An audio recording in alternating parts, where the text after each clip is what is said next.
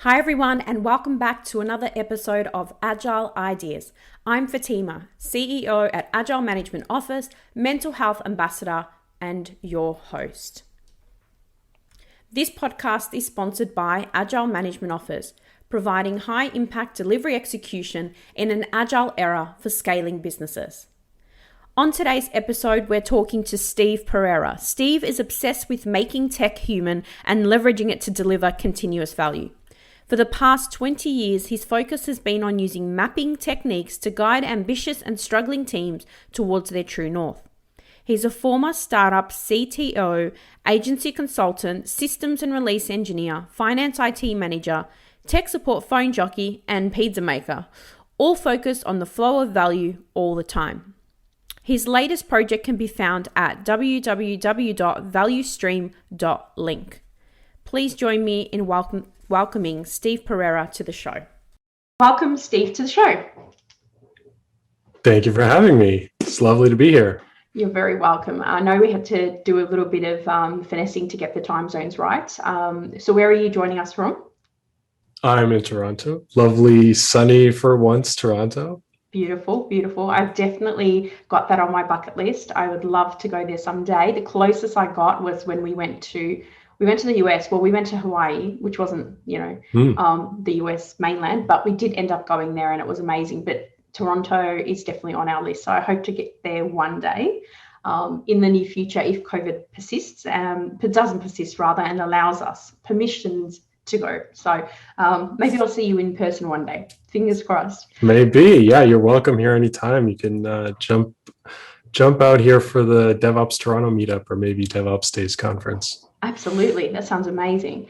I have done some research and there's a lot of things I want to talk to you about, and I think you're going to help educate our listeners on a few topics as well. But before we kick off, one of the things I wanted to learn a little bit about is I read in your submission around the fact that, you're so obsessed with flow that you actually used to apply it when it comes to home, being when you were at home and basically in your bedroom, and you said something about your bedroom and flow, and I just want to understand that a little bit more. And if you could tell us the story, it would be great.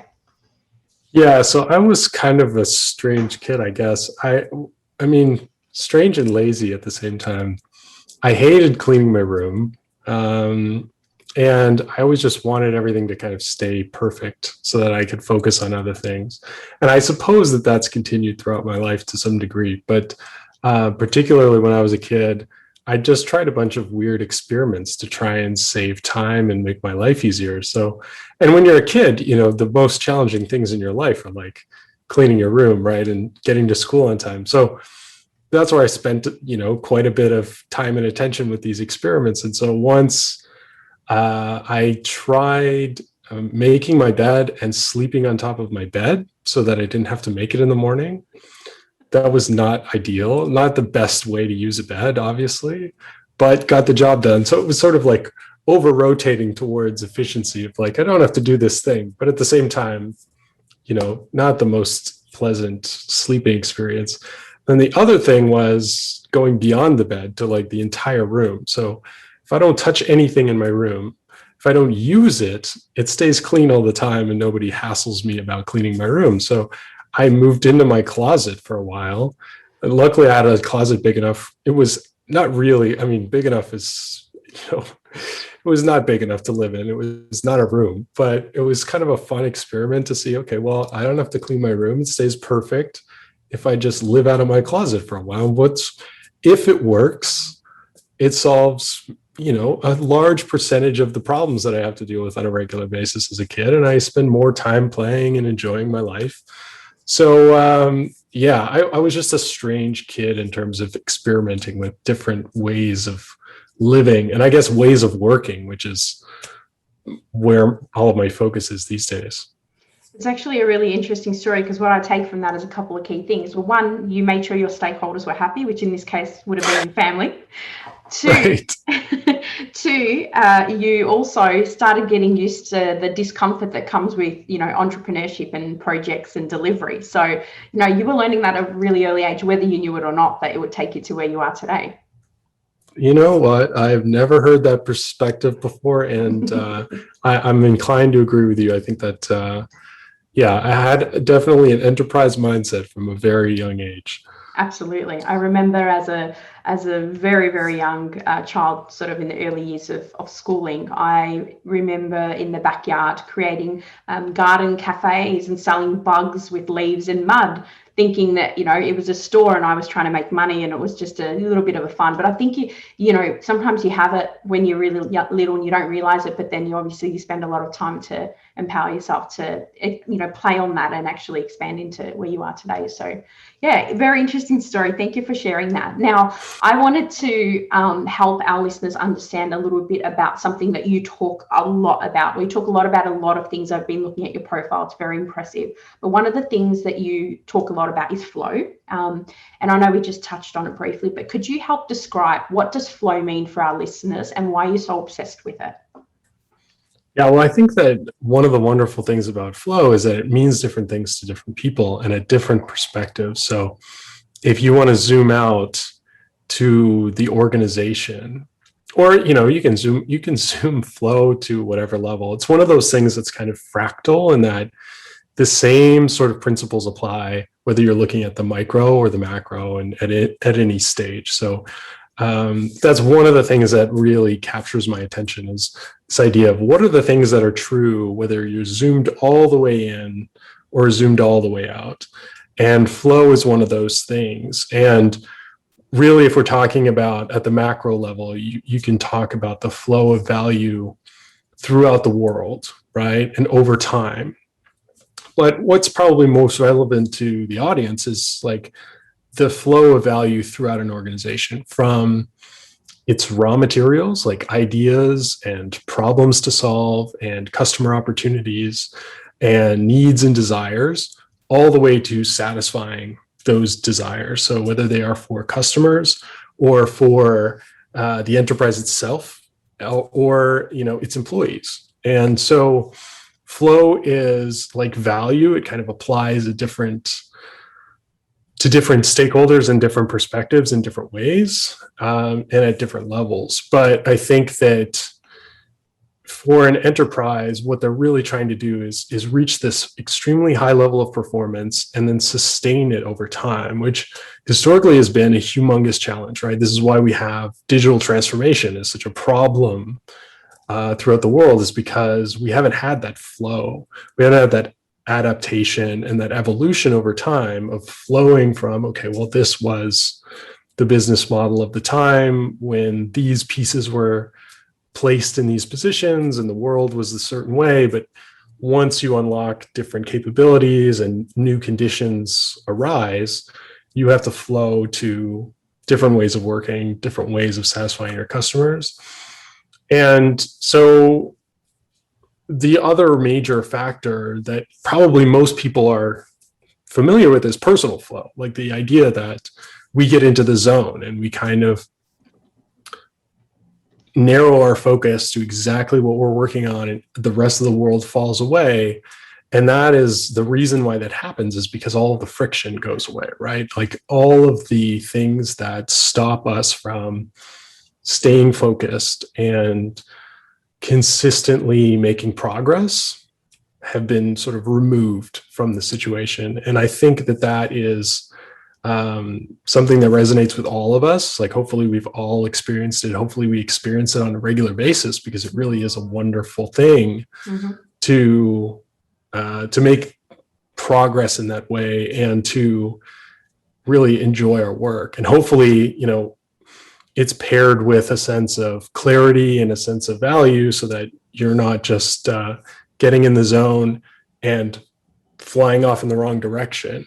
Yeah. So I think when I talk about flow these days, I'm talking about flow in the context of clarity and value, and pulling all three things together, because I think that without any one of those three, or without those three together, you really run the risk of not making the progress that you hope to make and not really reaching your full performance potential.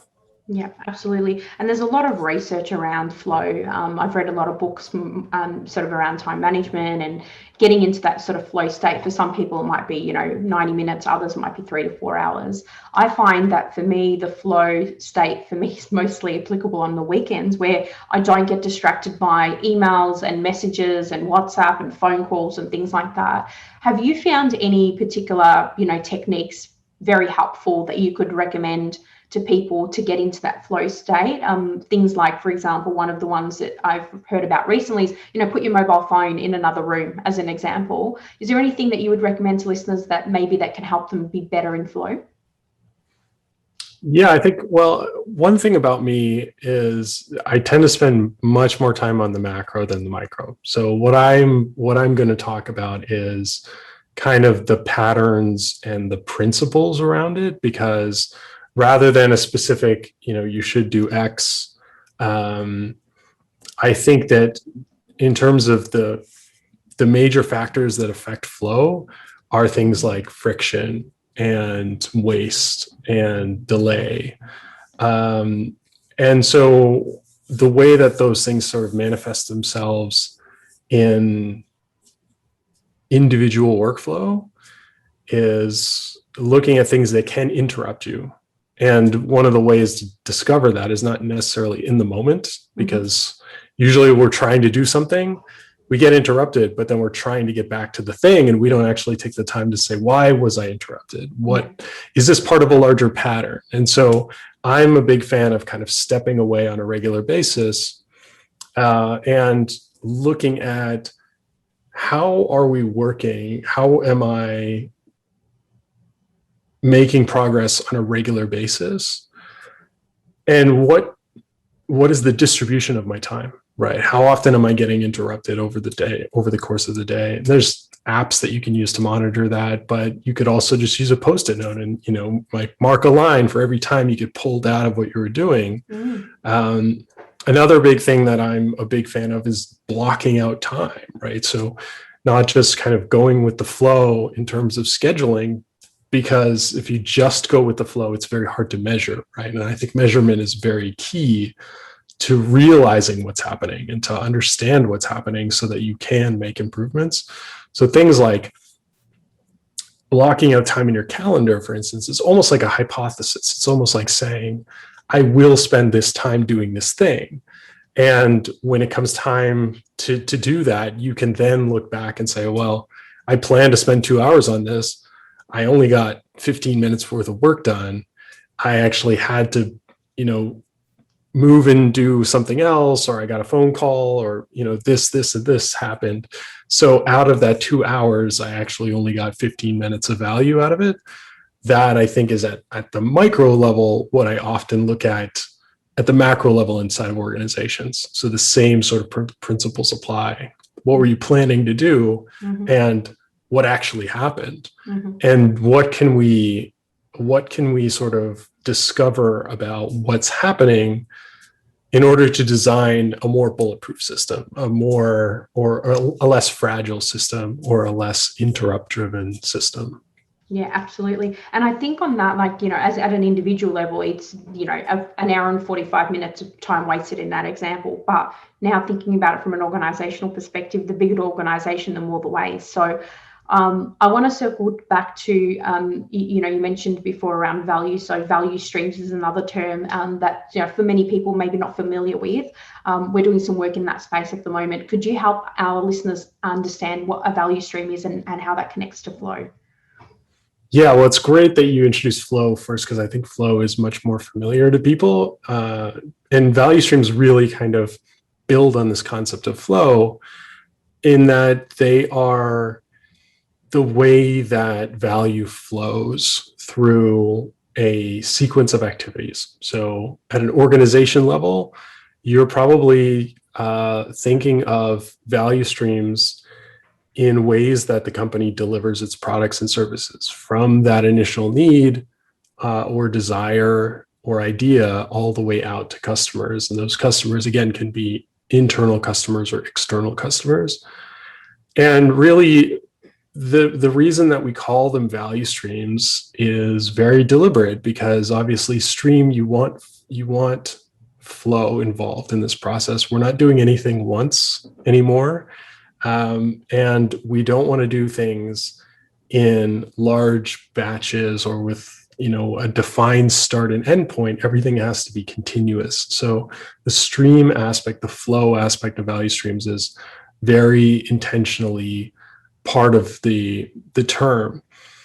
And value really is the reason why we're doing any of this. And I think that, when we talk about process, a lot of people will recoil. There's a bunch of process nerds who love the topic, but most people, I think, have this kind of knee-jerk reaction that process is bad and process is the thing that makes me miserable in my work. It pulls me out of my flow. It's the thing that keeps me from doing my job. And so adding value to value streams and replacing process or process improvement with value stream management and value stream improvement means that we're focusing on value and flow, right? Rather than just doing things for the sake of doing things, or doing things for the sake of standardization or consistency, efficiency. We don't care about those things as much as we care about value and flow. And I think that that's really important when it comes to defining what we're talking about when we're talking about value streams. Some people would say, or I've heard them say, "Oh, value stream mapping is just another word for automation." What's your thoughts on that? I think the wonderful thing about value stream. So first of all, value stream mapping is the term used to refer to measuring a value stream. So a value stream can be at really any level in an organization, but two common levels are high level, which is called operational value streams, which is usually like, if you're Heinz ketchup, it's like all the way from the tomatoes to the customer's hamburger. And that's a high level value stream. There's not a lot of detail involved in that, but you map out that entire process and you measure it so that you can see where are things potentially slowing down, where can we improve. And what's most common, and I think most relevant to the software world and the modern world, is a little bit lower level. I mean, we're not shipping tomatoes around the world. And the sort of like delivery aspect of software is very trivial. It's the easy part. It's the development that's hard, which is very different from manufacturing, right? Manufacturing, you spend a little bit of time on development and then you're just delivering all the time. You're just constantly cranking things through the factory. But the idea behind value streams and value stream mapping is, let's look at this flow of value and measure how it gets from one end to the other end. And what's really common for folks in the Agile space and the software space is something like the release process, right? The release process where you might have multiple products that each have their own individual value stream coming together and flowing into each other and out to customers.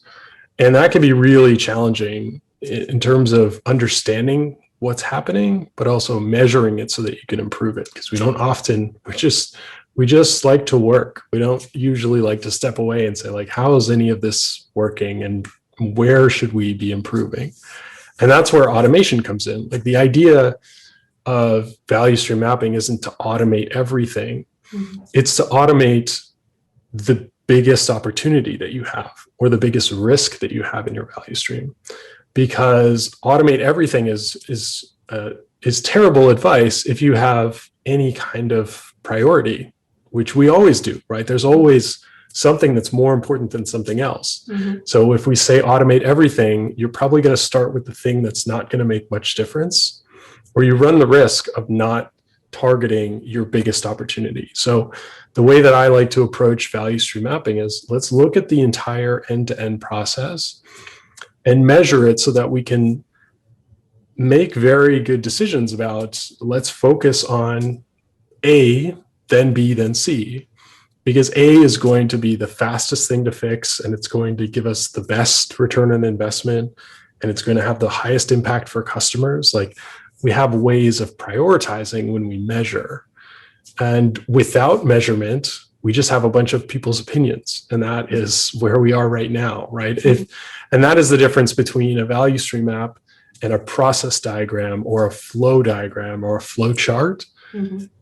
Without that data, you just have everyone's opinions battling it out.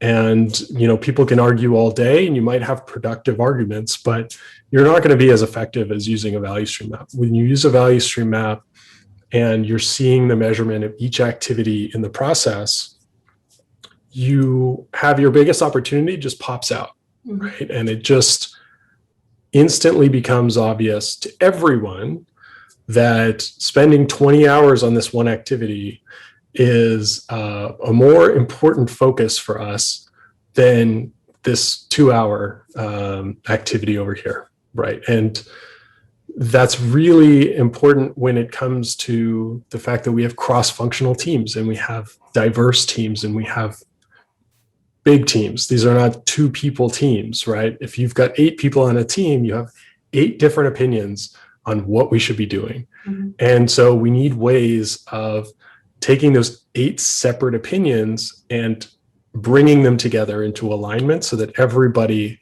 can agree, or at least disagree and commit, right? At least they have something concrete and clear so that they can say, yes, this, by the numbers, it makes sense. I might not be super comfortable with it because it's not my area of expertise, but I understand. Everybody understands numbers. Everybody understands that 20 is more than 2. So it simplifies a lot of decision making, and it can really target your attention so that instead of a huge backlog of 50 things and no priority, you've got 3 super high priority initiatives that you could probably start tackling today. Mm-hmm. And that, I think, is super powerful. I think, you touched on a really important point. Obviously, value streams is quite horizontal, but then you've got all of these vertical lines of business and, divisions and departments and things like that. Something I've seen quite a lot of is the disconnect between, your vertical divisions of HR or finance, etc., that traditionally it can be quite controlling in the way that they, like to deliver work and manage work and oversee work. And then I'm seeing the organizations now introducing horizontal value streams, and the way that they connect, or rather disconnect at the moment, is becoming quite problematic, because they're not used to going from doing things one way to a new way, which is going to be more efficient. And although you're talking about departments like finance or legal or HR that typically use data for a lot of different purposes, they're struggling to get on board, I find, in some places, with the value stream concept. So what's your advice for those that are involved in developing out the value streams and getting those stakeholders on board who maybe are not used to working in delivery?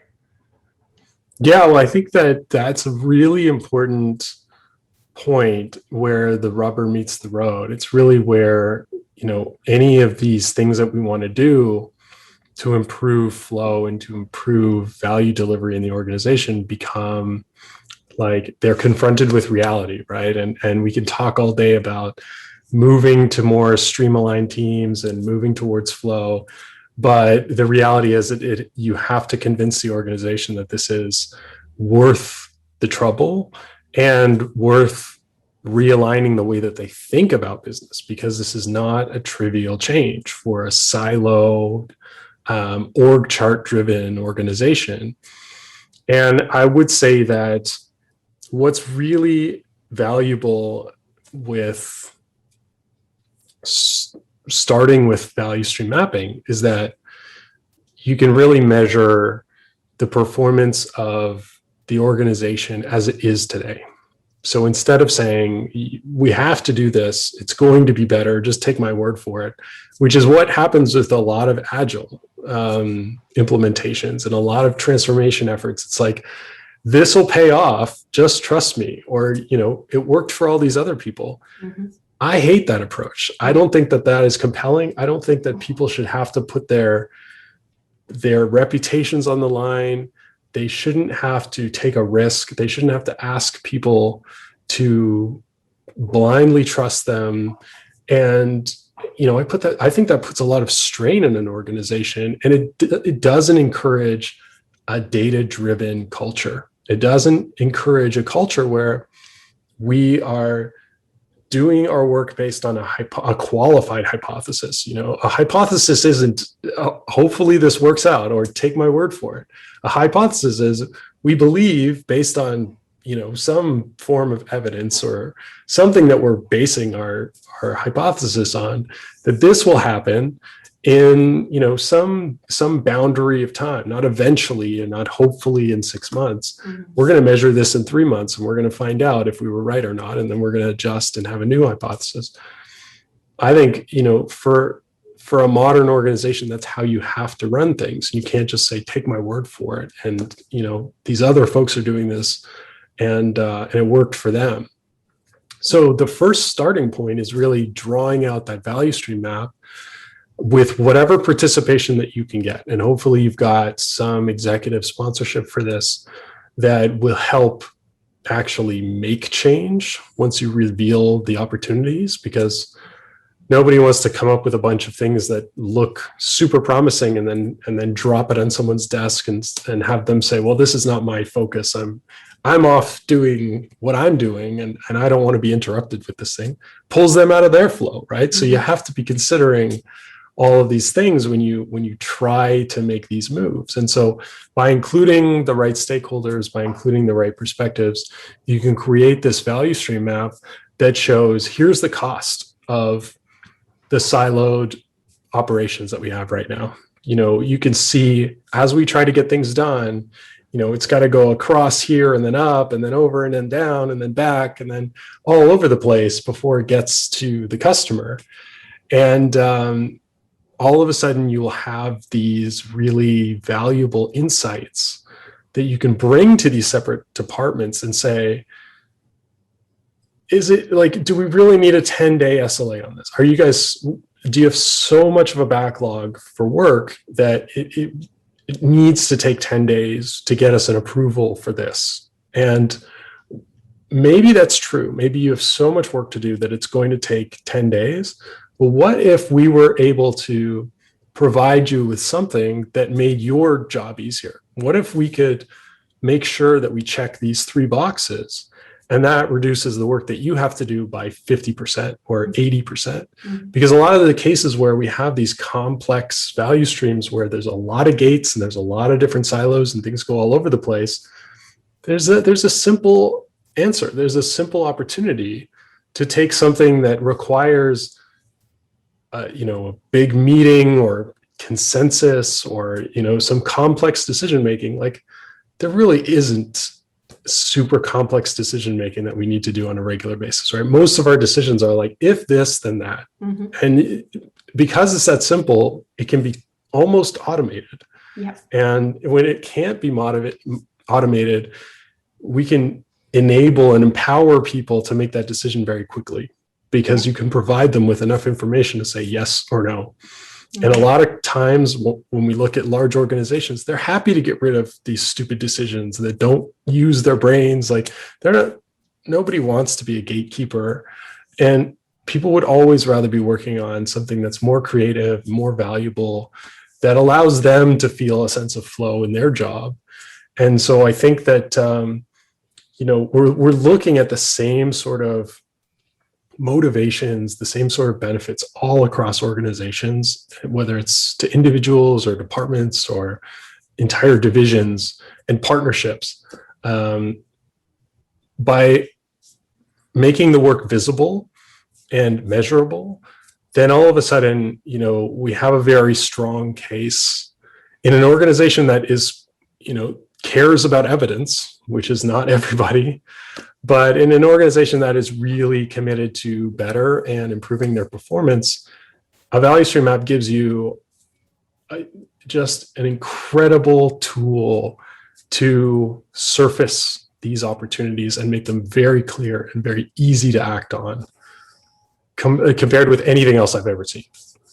And it's really interesting because, I haven't asked this, but I think you're probably going to say yes now, because we've used value stream mapping in our business, and we're a 10-person business. So the size of the business doesn't matter. It's actually easier to do it in a small business because for obvious reasons, but you can use it, in your day-to-day as a small business. One of the things that I've read and also learned a little bit more from your work is around value streams and capability mapping. So one of the things that you've talked about in the past is collaborative mapping. So you briefly just touched on it. I think we didn't spend much time on it, but I'm interested to know, you talk about like crowdsourcing data. Can you talk a little bit more about that?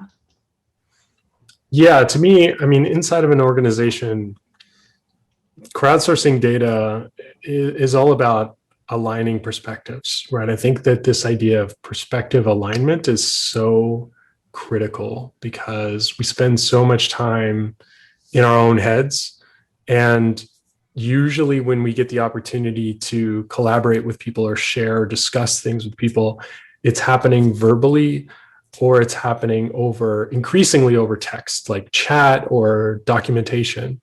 And there's so much that's lost, right? Because we all have had experiences where we've had a long conversation with someone and we come away and we think, that was great. It's like, we covered everything that I wanted to cover. And the other person walks away and they think that you covered completely different material and they have a completely different understanding of what you just talked about. And now you're actually worse off because you think things are better, but you've actually left with a bunch of assumptions that you didn't have before.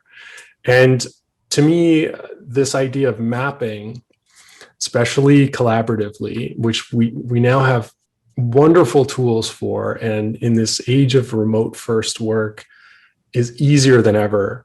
We have this new opportunity to come together and pull these things out of our brains and make them visible in a way that's very clear and very easy to understand.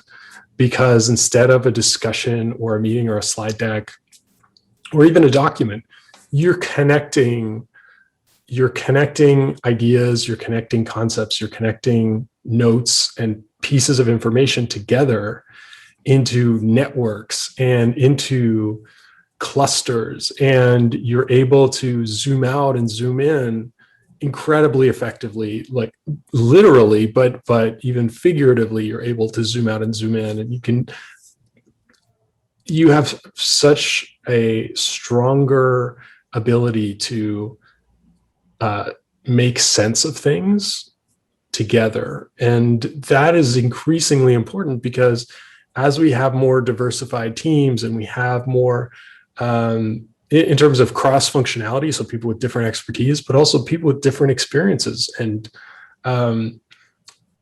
different perspectives, bringing them together without collaborative mapping means that you're probably missing a lot of information, right? There's probably a lot of things that are being interpreted differently by everybody. And it's very hard to come to agreement on things without doing this step of like pulling things out, connecting them together, and then allowing people to either comment on things directly or, copy that and change it based on someone else's perspective. Like I've been in a lot of really productive meetings where we map something out and somebody has been silent thinking about something for like half an hour. And they just say like, while you guys were talking about that thing, I just made a copy of this and I rearranged it because this makes sense to me. And this wasn't making sense to me, but what do you think about this? Mm-hmm. And it's totally changed the conversation. And in some cases we're like, oh, that's totally right. Or in some cases you can encounter that situation and think, I think I know where you're coming from. And what if we just looked at it this way? Or what if we connected these two things together? Or what if we split the difference? There's so much that we can do with this. And I just think we're just scratching the surface with it right now. But that kind of talks about this perspective alignment thing. It doesn't talk about your capability thing, but capabilities to me are really important when we've revealed opportunities. So once we've done some mapping and we've highlighted some risks or opportunities or insights, how you actually act on those really depends on your capabilities, right? It's one thing that I like about this approach is that in a lot of situations, we know what to do. We know what we should be doing. We know what good looks like. We really don't have anything to connect us from where we are to where we want to go in terms of like strategy, but especially in terms of capability, because we're well suited to do the things that we're doing. Mm-hmm. We're not necessarily well suited to do the things that we know we should be doing or that, we've discovered as opportunities. So capability mapping for me is a way of taking just the most important things that we've highlighted in the value stream and examining our ability to improve those things. So we're not looking at every capability. We're not looking at something like a maturity model, mm-hmm. where every possible capability is being analyzed and picked apart, because that's a lot of effort for things that might not even matter to our current scenario. So what we do with capability mapping is look at, okay, of the 3 opportunities that we surface that are super high priority, the most important things that we could be doing, what are the capabilities that are going to enable those solutions and get us to where we want to go? And usually that's a list of like 8 to 10 things. So all of a sudden, of all the things that we could be focused on and worried about, we have this narrowed list, and then we pick it apart and look at what do we have to support these capabilities? Who owns them right now? Does anybody own them? Do we have a backup for that person? If that person has to go and work on something else, or they have to take a vacation, who's going to make sure that doesn't fall through the cracks? Mm-hmm. And we look at things like, do we have documentation for that capability? Are we using a service to provide that capability? And maybe that service needs to be replaced with something better, or maybe we need to figure out how to use it better. And we also look at comfort. Like, I think that comfort is a very valuable thing in a team, because people don't like doing things that they're uncomfortable with, but they're also not going to do a great job when they're not comfortable. So if we're asking people to do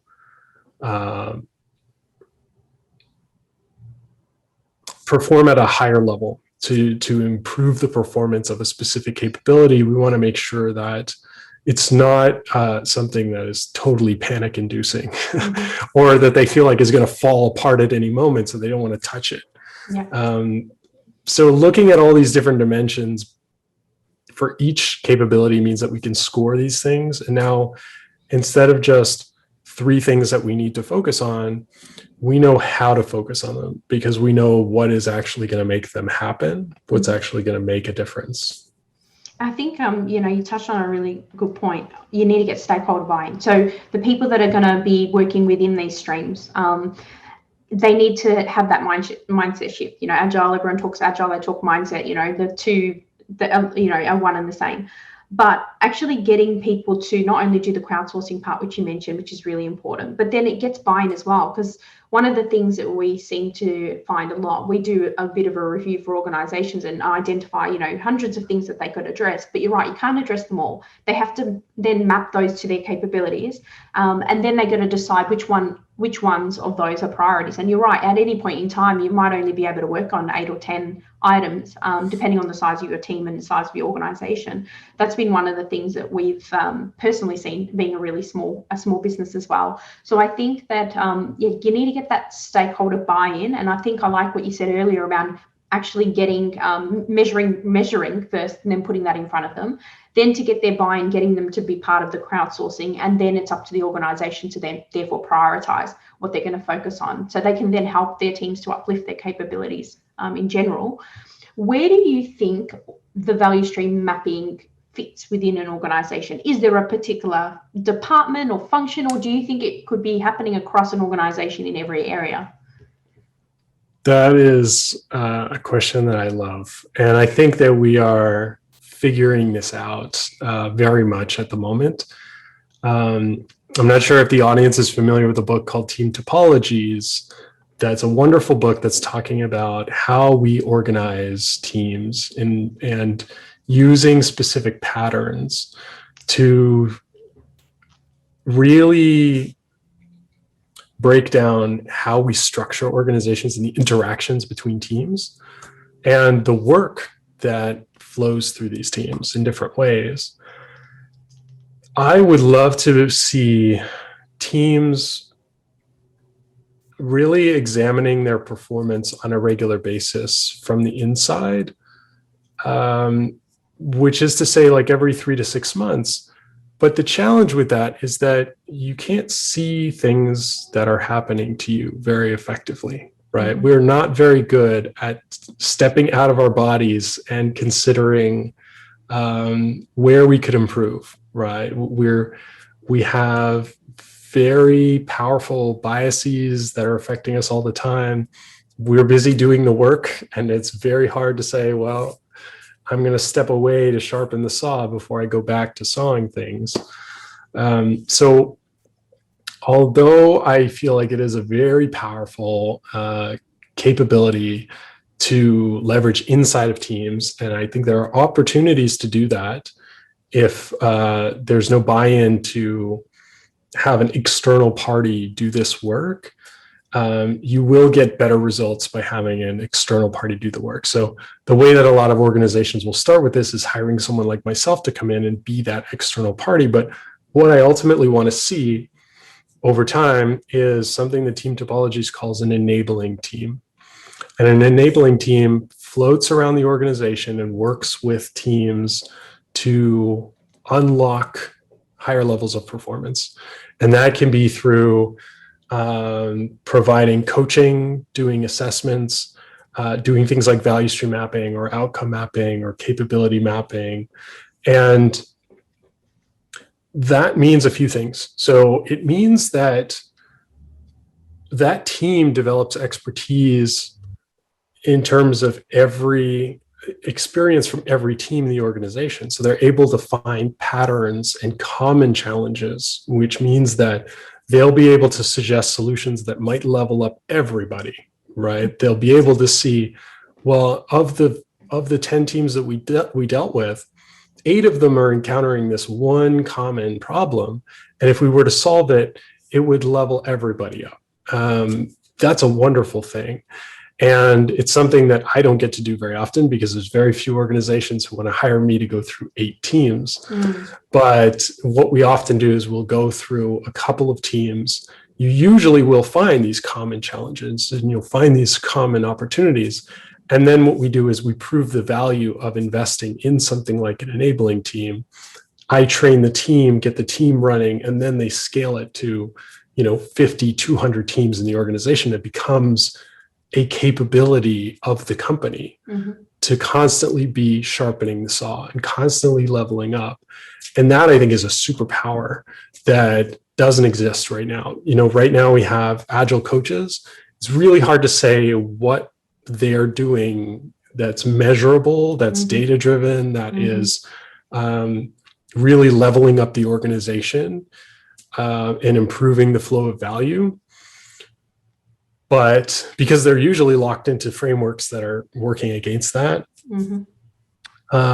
But, I think that with these collaborative mapping techniques, it's beyond getting data and beyond surfacing these opportunities. You're also doing team building exercises at the same time, right? You're bringing people together who don't have conversations very often, who don't really understand each other's work otherwise. And with something like a value stream map or capability mapping, you're able to reveal what's happening to everyone and what actually goes into delivering value. And that builds a sense of empathy in people. I've worked with a lot of teams where after doing the mapping, we have people from marketing say, I had no idea that that's how we develop software. I didn't understand any of it. And I I have a new sense of appreciation for that. And likewise, we have a lot of engineers who say, like, you know what, I finally understand why marketing wants mock-ups early. Like, I understand why we need to have conversations earlier in the value stream, because we get to this point at the end and we throw them a bunch of code and say, well, like, the deadline's Monday, go ahead and write up all your documentation and get your press release ready. So it's a tool not just for finding opportunities, but for truly building teams in the most like human sense, in the most collaborative sense of the word. So enabling teams would be where your continuous improvement sits. You're helping the organization to continuously improve, being one of the core components of that. I think you're right around, organizations typically don't want to, pay an exorbitant amount to have an enabling team, but they need to start somewhere. So by bringing someone in, and we find typically bringing in that external perspective, most teams within an organization, particularly working, in the past as a contract resource, we can be very, tunnel vision on what we're doing and not really seeing how, particularly in governance, in the space that I've sort of spent a lot of time, we might make a change that impacts all of the delivery teams down the line, but not actually think about it from their perspective. So that value stream actually enables the linkage between the governance activities and the project delivery activities and so forth. So I think I agree with you. I don't want to circle back on the Agile coach piece. Agile coaches are everywhere at the moment. I know one organization that has hundreds of them at one particular point in time.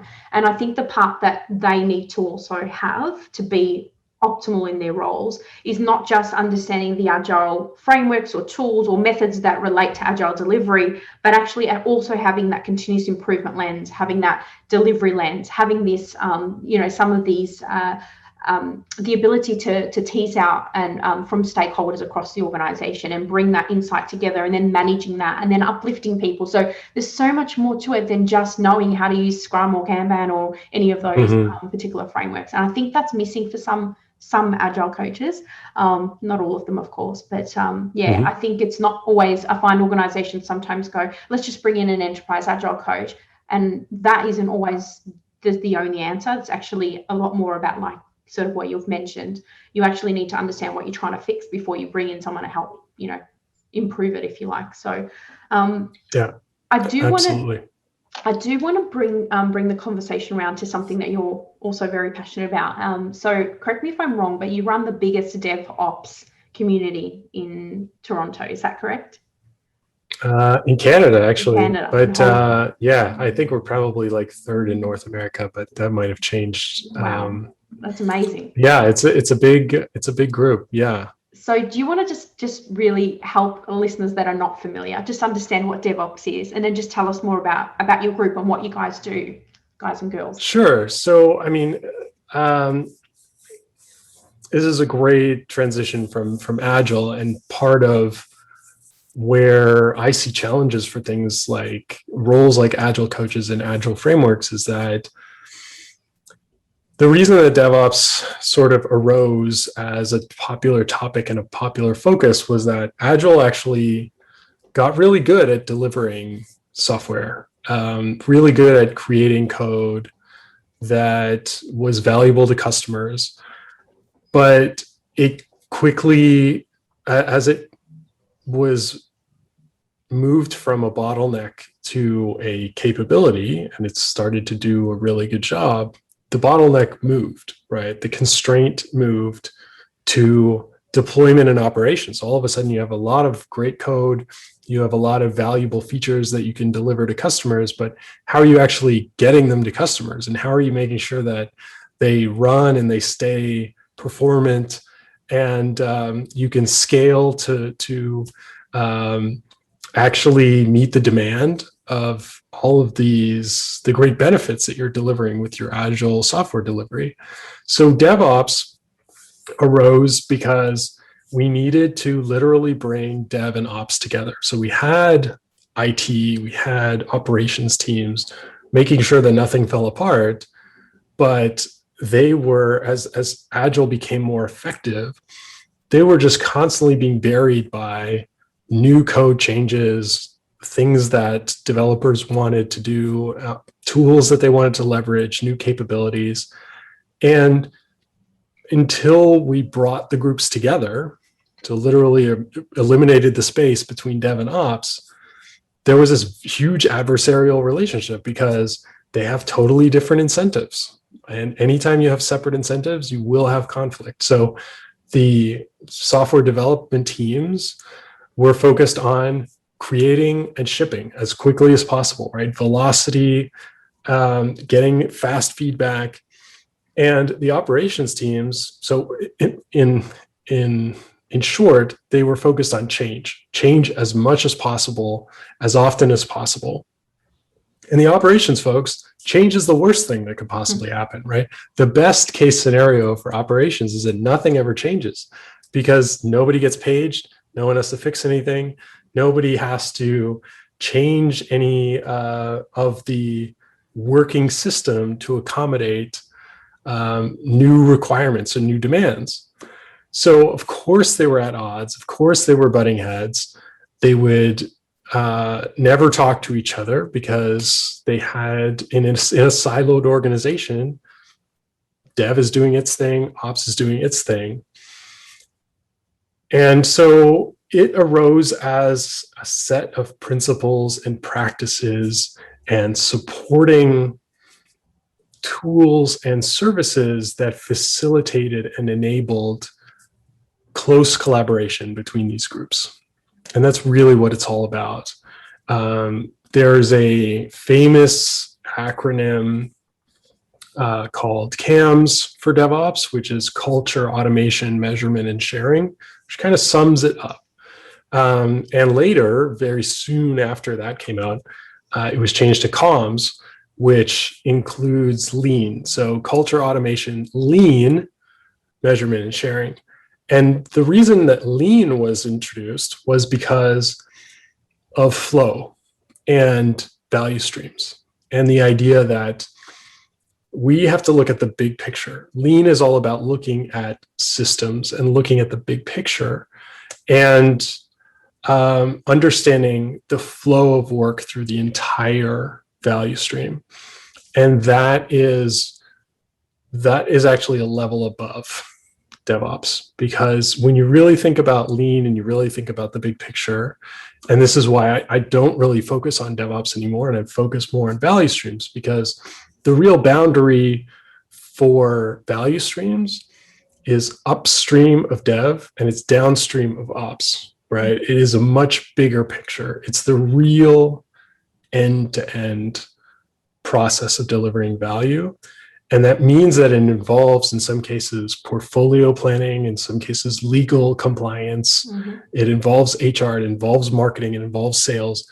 It involves everything that it takes to deliver value, which means when you're looking at everything it takes, you find where the real problems are, because all of a sudden you look for them and you see them. You have a way of seeing them. If there's a lot of organizations that are super fixated on DevOps, and they wonder why they can't move faster. And it's because there's something upstream or there's something downstream that they're not looking at. Mm-hmm. And you can automate everything around software development and delivery and still miss a gigantic bottleneck that's somewhere else. And it's the things that aren't automated that are the biggest problem. Yeah, absolutely. And if you think of the size of a DevOps team within an organization in comparison to everybody else, you need to get them on board. You need to get, like you said, finance, you need to get HR, you need to get the regulatory team, you need to get all of that in tune. And I definitely agree. I think the value streams is the way to go about it. And it's not about, I think earlier we didn't actually land on where do we think it sits, which is a really good case in point, because DevOps typically sits within an IT department for the most part, whereas value streams, for example, in our business, is at the top layer, it's a strategic layer. So in other organizations, it's across the whole breadth. It should be across the whole breadth of an organization. Maybe it sits up with strategy or whatnot. But so, Steve, how can people get involved with what you do? Where can they find more information about you? Because you're a wealth of knowledge, and I think people would definitely want to continue following you on your journey. Well, I appreciate that. I hope I haven't rambled everybody to death because I do get overexcited about this. This is the challenge with something like value streams because it covers every part of every business in such a deep and profound way. I end up talking about everything involved in software and technology and business. But that's what I love about it. So it's been a pleasure talking about it with you, and I hope I haven't led the audience on too much of a winding road. But if anyone is interested in asking questions about this or finding more information, we could put the link to my website in the show notes. I have a resource page that's a lot of content around what are value streams, what is value stream mapping. I go into a lot of detail there, and there's the ability to ask questions there as well if you're looking for answers from me or other people who are participating in this, because it is an open dialogue. I have also recently published a book that I call Flow Engineering, which is a focused version of a book that I told you about earlier. So I've recently sort of pared it down and focused it directly on the idea of collaborative mapping. And I'll share the link for that as well. That's just flow.visible.is. My website is visible.is. And my email address is steve@visible.is. So for anybody who can't look at the show notes because they're driving or whatever, and they just want to get the details without digging into the show notes, or if they don't go everywhere that the podcast is going, feel free to reach out to me there. I'd love to hear from anyone who is thinking about this, debating it, wondering how it differs from other different approaches or different ways of looking at things, or, if they've hit a roadblock or they're struggling to convince their boss. These are all things that I love to talk about. And I'd love to hear from anyone who wants to chat about any of that. That's amazing. I can definitely vouch you are obsessed, which is good. It's always good to be obsessed about what you do. It makes work a lot of fun. So it's been an absolute pleasure. Before we let you go for the day, is there anything else that you'd like to share with our listeners, a call to action, a piece of advice, or a question to ponder? Yeah, well, that's a great opportunity. I would say that people can start with this a lot sooner than they think. And I wouldn't say that the best approach is to build out a value stream map on their own and really start to go to work with it. But I think it's really valuable to just take, you could take the next 5-10 minutes and really think about the start to finish of how your team does what it does, and consider whether your focus is the true value stream or some small piece of it, and what you understand about the big picture. So that can mean drawing, 2 endpoints and a bunch of cloudy areas that you don't understand, and maybe some information about what you do understand. And then that gives you something to pull your understanding out of your head and really start to think about what does it take for me to understand this, and to have a conversation with someone else about it. So you can take that cloudy illustration of a value stream where there's a ton of question marks, and you can bring it to someone else and say, does this make sense? Do you know any of these question marks? Do you know what these are? And do you think it would be valuable for us to do this together, to map this out, to see what this looks like, and to change all those question marks into information, and change all those question marks into data that you can use? So I think that wherever we are in an organization, wherever we are in a journey towards continuous improvement, we can do something today with this. And that's something that I really think is powerful, and it's rare, because a lot of the stuff that we deal with, it's, we're looking 6 months from now, things will be great because we'll have that automation, or we'll have that thing, or things will be different. Or it's, 12 months or 18 months. So we've got this big roadmap that stretches off into the distance. There's not much that we can do today or tomorrow. And collaborative mapping is one of those things. And that's what I find is so powerful about it, and gets me so excited to share it with people, because it really is something you can do that's really going to make a difference for you immediately. And it's going to not only pay off right away, it pays off forever. Every 3 to 6 months, you're going to get this sense of clarity and alignment, and it can keep you on the right track, but also keep you constantly leveling up. And I think that's so powerful. That's amazing. And I think unlike, transformation programs or other types of things, once you set up the value stream, you've got the opportunity to just continuously improving. You've done the hard work to start off with. Right. It's about improvement. So it's a win-win when you think about it. That's amazing. It's been such a pleasure talking to you, and I hope to visit you in Canada one day. So really appreciate your time, and I'll make sure I include all of those notes in our show notes as well. And look forward to having future conversations for sure. Likewise, it's been an absolute pleasure. Thank you for the time. You're very welcome. Thank you so much for listening to this podcast. Please share this with someone or rate it if you enjoyed it.